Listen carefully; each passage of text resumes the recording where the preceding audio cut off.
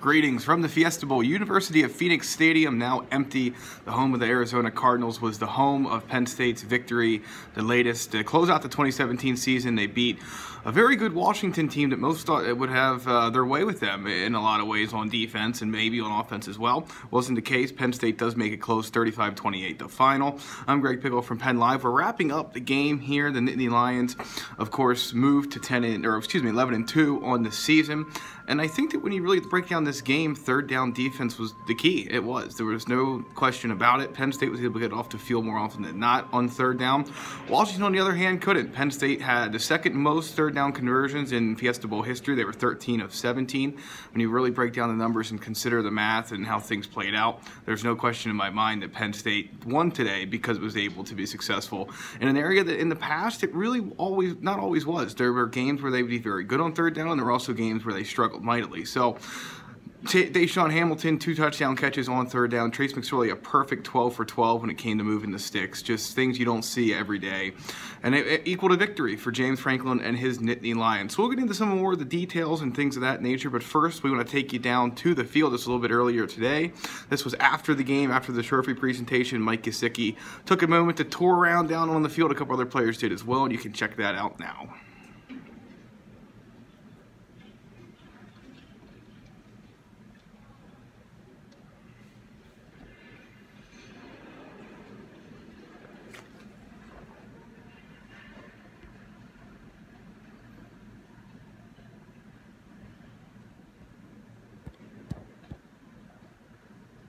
Make a bad play worse. Why were you able to be so?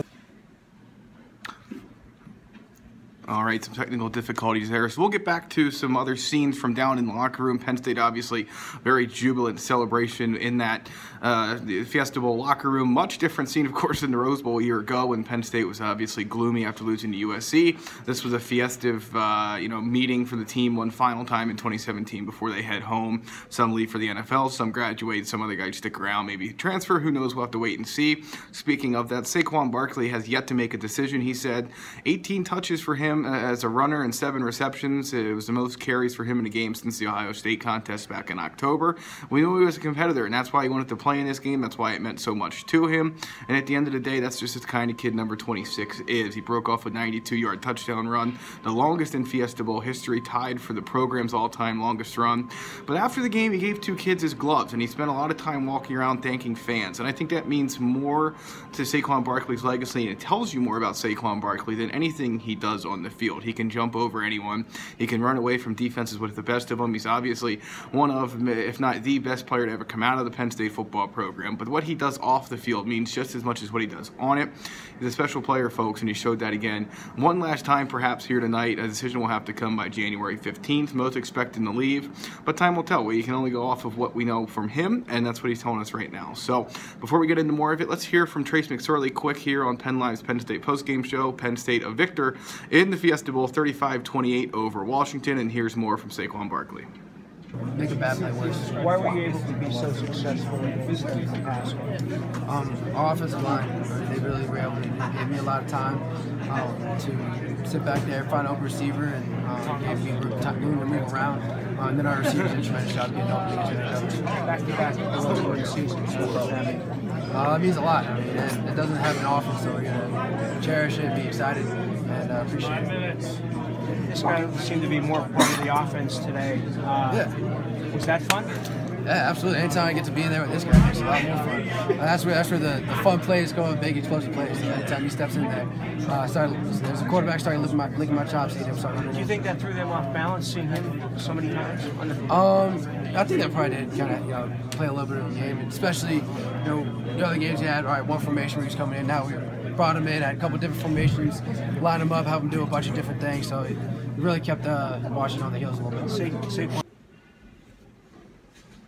That was more from Trace McSorley, of course, talking about Tommy Stevens and some of the other ways that Penn State was successful in this one. Yeah, and when you really break down the numbers of it, Penn State set a record for Fiesta Bowl yardage. They held Washington to just 331 yards, despite many thinking coming into this game that Washington would be the team to potentially be on the right side of the yardage count. They weren't. Penn State outgained them yard per play as well. They took Vita Vea out of play. He was a very talented player. He made a few big plays, but for the most part, Penn State's offensive line kept him at bay, and that's when you're able to do that that when you're able to take the other team's star out of the game and your star obviously gets going. We've seen Penn State be on the wrong side of that equation before when Saquon Barkley struggled and the other team's star stepped up. JT Barrett in the fourth quarter at the Ohio State game comes to mind, but in this case it was the other way around.